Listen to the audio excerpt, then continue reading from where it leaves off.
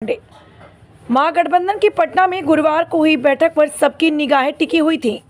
बैठक में एनडीए से मुकाबले की रणनीति पर तो चर्चा हुई, लेकिन सीटों के बंटवारे पर बात एकदम भी आगे नहीं बढ़ी।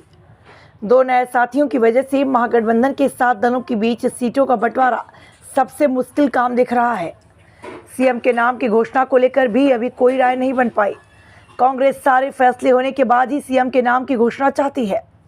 कांग्रेस के शीर्षस्थ नेताओं के साथ आरजेडी नेता और बिहार के पूर्व डिप्टी सीएम तेजस्वी यादव की दिल्ली में हुई मुलाकात के बाद गुरुवार को पटना में महत्वपूर्ण बैठक हुई।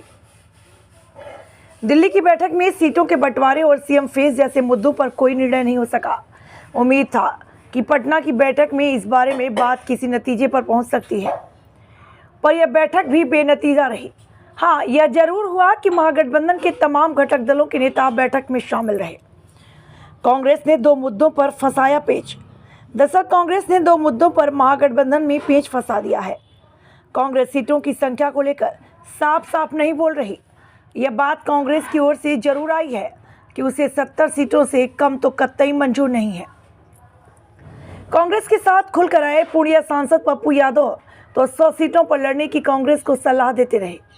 उनकी यह भी मांग है कि सीमांचल की सभी विधानसभा सीटें कांग्रेस को मिलनी चाहिए। वर्ष 2020 में हुए विधानसभा चुनाव में महागठबंधन का नेतृत्व करने वाले आरजेडी ने अपने लिए 140 सीटें रखी थी।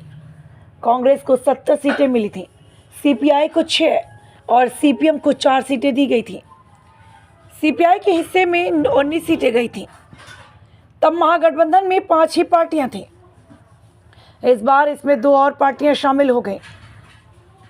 एनडीए छोड़ राष्ट्रीय लोक जनशक्ति पार्टी के प्रमुख पशुपति कुमार पारस महागठबंधन में आए। हालांकि औपचारिक रूप से महागठबंधन ने इसकी घोषणा अभी तक नहीं की है। उनके अलावा मुकेश सहनी लोकसभा चुनाव के समय से ही महागठबंधन के साथ हैं। आरजेडी के सामने फिलहाल 2 बड़ी चुनौतियां हैं। अव्वल तो सीट बंटवारे से सभी साथी दलों को संतुष्ट करना मुश्किल दिख रहा है। कांग्रेस पिछली बार कम से कम पर मानने को तैयार नहीं है, यानी उसकी 70 सीटों पर तो दावेदारी बनती ही है। मुकेश सहनी ने 60 सीटों की जीत ठान ली है। सीपीआई एमएल अपने बेहतर परफॉर्मेंस का हवाला देकर 30 सीटें मांग रहा है। सीपीआई और सीपीएम बोल नहीं रहे हैं, लेकिन चाहत तो उनकी भी इस बार 10 से अधिक सीटों पर लड़ने की होगी। पशुपति पारस साथ आए तो उन्हें भी कुछ सीटें चाहिए ही।